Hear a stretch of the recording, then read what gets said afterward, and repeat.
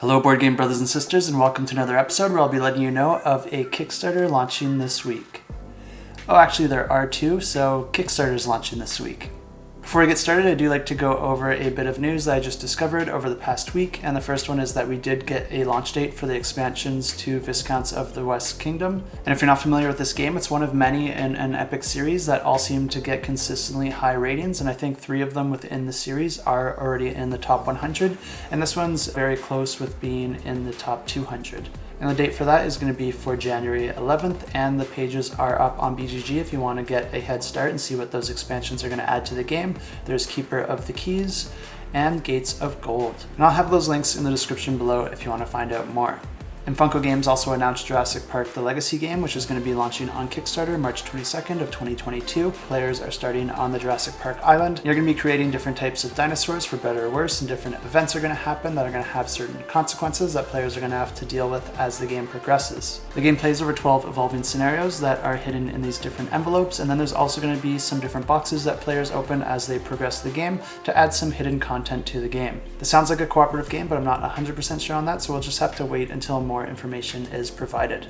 And of course, we never go too long without including some sort of Marvel IP, but this one is a little bit different. Instead of being based on the Marvel characters, this is a board game that's actually based on Stan Lee and Stan Lee's development of the Marvel Universe and the different villains and heroes that are part of it. And this game is going to encourage the players to create their own universe and create their own heroes and villains by providing the building blocks and inspiration to get those creative juices flowing. And players will be competing and collaborating in order to fulfill these efforts.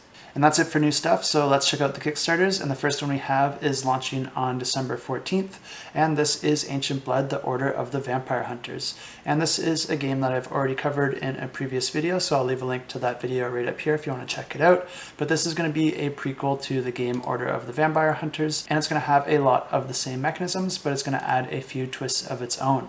And this is a cooperative story-driven game for 1 to 4 players that has a solo mode, but it can also be played in one-shot scenarios or as the entire campaign. And if you're interested in this one, you'll definitely want to follow it because it'll get you some free weapon cards and a free box of miniatures with their associated cards as well.